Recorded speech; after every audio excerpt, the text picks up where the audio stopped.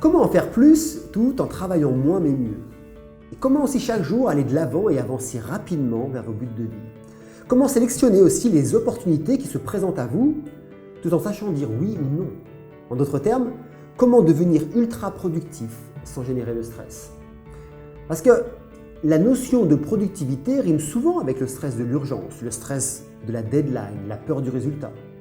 Sur de long terme, ça génère des burn-out et un sentiment d'incomplétude dans son travail. Nous avons tous vécu ça en fait dans notre activité professionnelle. Mais celui ou celle qui prend conscience que son travail est juste l'extension de son identité saura alors modifier l'approche de sa productivité pour faire en sorte qu'elle soit efficace et sans générer de stress. Il ne faut pas oublier que le travail, c'est quand même la zone de vie dans laquelle chaque jour, nous passons le plus de temps à nous exprimer.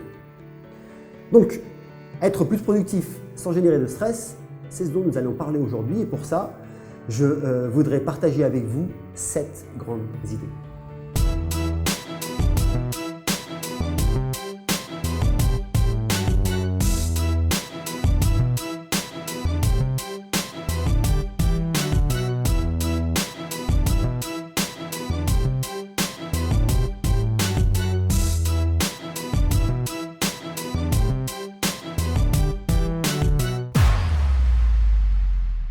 Bonjour, je m'appelle Mika Denisso, je suis formateur, coach holistique et le fondateur de Soul in the Mind.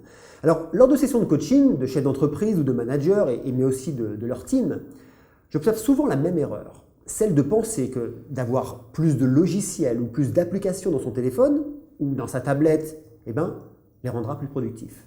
Et malgré l'achat du dernier logiciel de gestion ou du dernier calendrier ou de la dernière application de notes ou de rappel, aucun changement durable ne se produit. C'est normal. Je leur dis, mais dès le départ, ce n'est pas le logiciel ou une application qui vous fera travailler mieux, mais uniquement les actions que vous allez mettre en place. Et ces actions ne peuvent être effectives qu'en fonction de la façon dont on les a imaginées, dont on les a préparées. Pour être plus productif et sans générer de stress, ce n'est pas une tactique, mais je dirais en priorité un switch psychologique qu'il faut générer. C'est un changement de mindset, de façon de penser, ce qui aura pour effet en fait de modifier vos actions en profondeur. Et ces actions seront en tout cas pour le terme d'aujourd'hui moins nombreuses mais de meilleure qualité et vous feront grimper à un niveau de productivité inégalé. Mais attention, si vous avez ce que j'appelle des mous d'esprit parmi vos collaborateurs, vous ne ferez pas que des amis. Alors la première idée, c'est de décider dès le matin de prendre les commandes, d'être maître en fait de votre journée et de vous y tenir. Vous deviendrez ce que vous deviendrez et réussirez ce que vous réussirez en fonction uniquement de la manière dont vous allez manager votre journée. Attention, le management de votre journée, ce n'est pas seulement durant votre travail que vous devez le préparer, mais avant, pendant et après. Notre travail est juste l'extension de notre personnalité. Ce n'est pas en fait une coupure dans notre vie, mais la continuité du matin, du midi et du soir.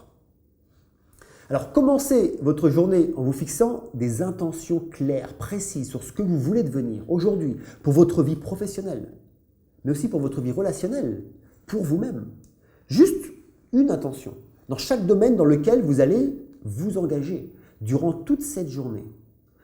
Vous n'avez pas besoin de plus de temps ou de plus d'applications pour être plus productif, mais juste besoin de plus de raison, de plus de sens dans vos actions pour utiliser votre temps. Et je dirais votre temps, l'utiliser sagement.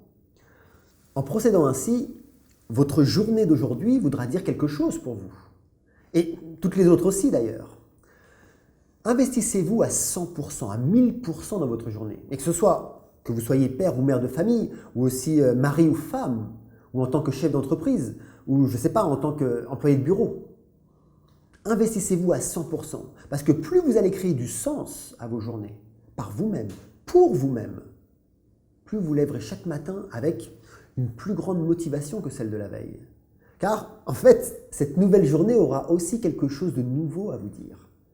Vous ne verrez plus une seule journée comme un automate, un robot qui va travailler sans aucune autre raison que celle de l'argent. Mais vivrez chacune de vos journées pour des valeurs personnelles et bien plus élevées. Et cette élévation de vos propres valeurs fera de vous ce que j'appelle, moi personnellement, un guerrier implacable. Alors, la seconde idée, c'est votre engagement personnel. Pour chaque intention, mais aussi pour chaque tâche de votre journée, définissez le pourquoi de ce que vous voulez atteindre, je dirais en termes d'attente, en termes de rôle. Alors, je m'explique pour ça.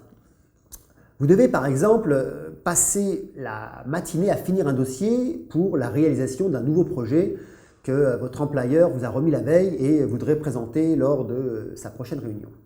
Alors, regardons deux manières d'appréhender cette tâche à effectuer et de la conscientiser.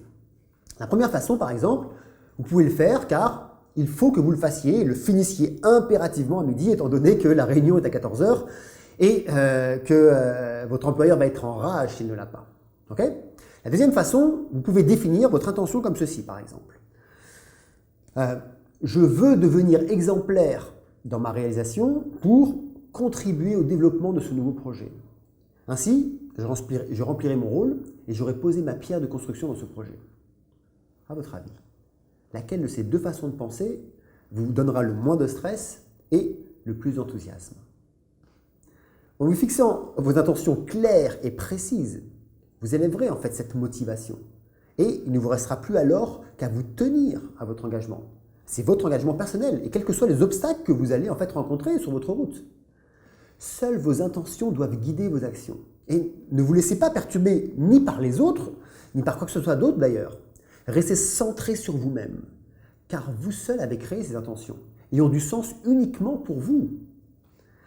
Alors, la troisième idée, c'est de vous créer un environnement le plus vide possible et zen de préférence. Si vous voulez être calme, sans stress, et avoir un vide mental pour avoir les idées claires, vos yeux doivent voir ce vide afin de pouvoir refléter à votre mental. Ce reflet, en fait, va réveiller quoi? Va éveiller des émotions de calme, de sérénité. Alors, n'hésitez pas à optimiser la puissance de votre lieu en libérant, en nettoyant, en vidant au maximum tout objet inutile, tout dossier inutile, sauf ceux sur lesquels, en fait, vous devez vous concentrer durant votre journée. D'ailleurs, rappelez-vous les fois où, soudainement, vous vous êtes mis à faire du ménage en grand, du ménage dans vos affaires. Rappelez-vous les fois où ça vous a pris d'un coup, comme ça. Je vous invite d'ailleurs, la prochaine fois que ça vous arrive, à observer et à analyser. Vous pourrez constater que vous agissez ainsi car vous avez le besoin de faire le vide dans votre esprit. Et que vous avez le besoin aussi d'avoir, je dirais, les idées claires. Alors qu'est-ce que vous faites? Vous vous mettez à faire soudainement le ménage extérieurement. Alors n'attendez pas que ce moment arrive et faites-le chaque jour. Ainsi, vous aurez toujours l'esprit reposé. Alors maintenant, la quatrième idée est très simple. Vous ne pouvez pas tout faire tout seul. Vous avez besoin d'une équipe avec vous. Travaillez avec des personnes qui ont, je dirais, des talents qui vous manquent et dont, du coup, vous avez besoin. Apprenez d'abord à vous connaître et à savoir ce qui vous manque. Puis, construisez une équipe où vous déléguerez en fait vos tâches à ceux qui ont exactement les talents dont vous avez besoin. Par exemple, si vous êtes un expert en informatique et que vous êtes spécialisé en programmation et que vous voulez lancer, je dirais, une nouvelle application, il est clair que vous allez avoir besoin d'un artiste qui sera lui en mesure de vous faire le design de votre application. Vous aurez aussi besoin d'un investisseur, d'une personne qui saura prendre les risques pour lancer le projet. Mais vous aurez aussi besoin d'un leader pour manager votre équipe et organiser en fait les deadlines et faire en sorte qu'elles soient tenues. Si vous vous engagez juste ou si vous collaborez juste uniquement avec d'autres experts en programmation, votre projet risque en fait de passer par des moments très difficiles et même, je dirais, ne jamais voir le jour. Ne choisissez pas votre équipe par amitié ou par compassion, mais uniquement en fonction des besoins recherchés et des talents de chacun. Alors la cinquième idée, c'est de commencer à refuser et à dire non. À chaque fois que vous êtes d'accord de répondre au téléphone, de répondre à un message, à un SMS, et de dire oui à toutes les demandes du moment, cela revient à dire que vous dites oui aux distractions et du coup que vous dites non à la réalisation de vos intentions. Donc cela vous écarte de vos priorités. Et ça que ce soit dans votre vie professionnelle, dans votre vie relationnelle ou autre, encore une fois, la façon dont nous nous exprimons dans notre vie professionnelle n'est que le reflet de notre manière de vivre dans nos autres zones de vie. Il n'y a aucune dichotomie entre elles. Alors, commencez à dire non un peu plus que d'habitude à toutes ces distractions et vous commencerez d'abord d'une part à récupérer du temps et d'autre part, vous serez de moins en moins distrait. De la même façon, Ne soyez plus une victime du click and go, ce qui veut dire en fait cliquer sans avoir de but précis sur ce que vous voulez cliquer. C'est une perte de temps absolue et inutile. Et si vous désirez être plus productif ou tout simplement dégager plus de temps pour en fait pouvoir mieux contribuer et élever votre croissance personnelle, ce genre de comportement doit être banni tout simplement de vos habitudes. La 6e idée, c'est la programmation de vos objectifs. Avoir des deadlines vous indique en fait clairement votre progression.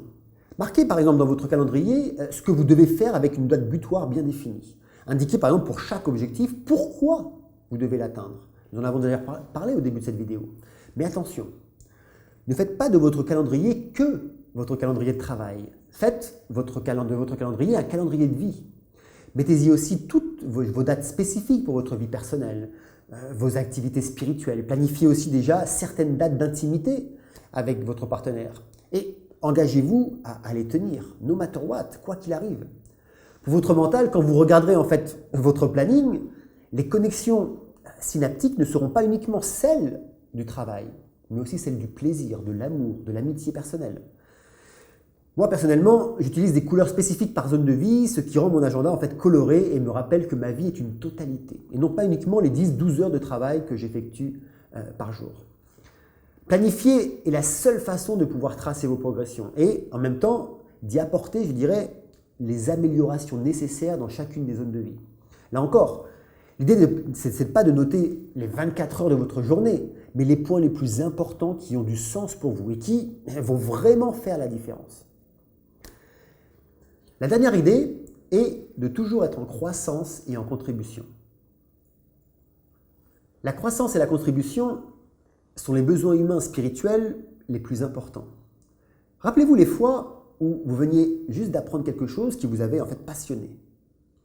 Rappelez-vous comment vous étiez émotionnellement. Rappelez-vous cette joie intérieure qui vivait en vous. Tout simplement, je dirais, la vie circulait en vous. Rappelez-vous maintenant les fois où vous avez aussi offert de vous-même, de votre temps gratuitement. Les fois où vous avez aussi apporté votre contribution aux autres, alors que ce soit à vos amis, votre famille, dans votre travail ou durant des actes de charité, peu importe. Rappelez-vous comment vous étiez nourri, comment vous étiez nourri intérieurement. Parce que vos actes durant ces moments étaient teintés en fait d'un sens profond et riche. C'est cette idée que je vous invite à faire un peu vôtre, mais en même temps chaque jour, afin de vivre chaque journée dans ce sentiment de joie, de plaisir. Là encore, pas besoin de poser de grands actes, mais juste de petites actions. Par exemple, pour votre croissance personnelle. Je vous donne une idée. Prenez juste 30 minutes par jour pour lire quelque chose qui vous motive et qui vous fera grandir psychologiquement et spirituellement. Ou alors vous pouvez aussi écrire si vous voulez. Pour la contribution, par exemple, regardez comment vous pouvez agir pour donner plus d'amour que d'habitude. Et là, dans cette journée, aujourd'hui, par exemple à votre partenaire, ou comment vous pouvez rendre joyeux vos collaborateurs par votre joie de vivre ou de nouvelles idées que vous avez apprises suite à votre lecture du matin. Ou décider de donner à manger ou à boire à quelqu'un qui est dans le besoin, ou d'offrir des vêtements, peu importe. Peu importe les actions que vous allez poser. Et en posant un peu chaque jour, en fait, vous comblerez ces besoins. Et ça vous mettra dans le cycle du plaisir et de la joie et le cycle de la richesse intérieure. Et ça, sans cesse renouvelé. Comme vous pouvez le voir, ce sont des idées très simples, et très simples aussi à mettre en place, mais avec un grand pouvoir de transformation. Alors pour résumer, si vous décidez dès le matin de prendre les commandes et d'être maître de votre journée et de vous y tenir, si vous vous engagez personnellement, si vous vous créez un environnement, je dirais, le plus vide possible et zen de préférence, si vous collaborez avec une équipe sur mesure, si vous commencez à refuser et à dire un peu plus souvent non, si vous programmez vos tâches et analysez votre progression, et si vous n'arrêtez pas de nourrir vos besoins de croissance et de contribution, eh bien vous deviendrez sans nul doute plus productif dans tout ce que vous voulez entreprendre. Et surtout, vous ne vivrez plus dans le stress. N'hésitez pas à tester ce que vous venez d'entendre. Ne le laissez pas, je dirais, à l'état d'idée s'engluer dans votre mémoire. Parce que le savoir n'aide en rien la transformation. La connaissance n'amène pas l'action. Essayez-le, testez, adaptez-le à votre vie. Et vous observerez alors de vrais résultats. Voilà, alors nous serons heureux de lire vos commentaires et de savoir comment cela a résonné pour vous. Je vous invite à partager cette vidéo afin d'apporter vous aussi votre contribution à tous ceux qui, selon vous, pourraient en avoir besoin. Et si vous souhaitez recevoir nos prochaines vidéos, merci de vous abonner. Quant à moi, je vous dis à la semaine prochaine et en attendant, continuons à apprendre, évoluer et partager ensemble.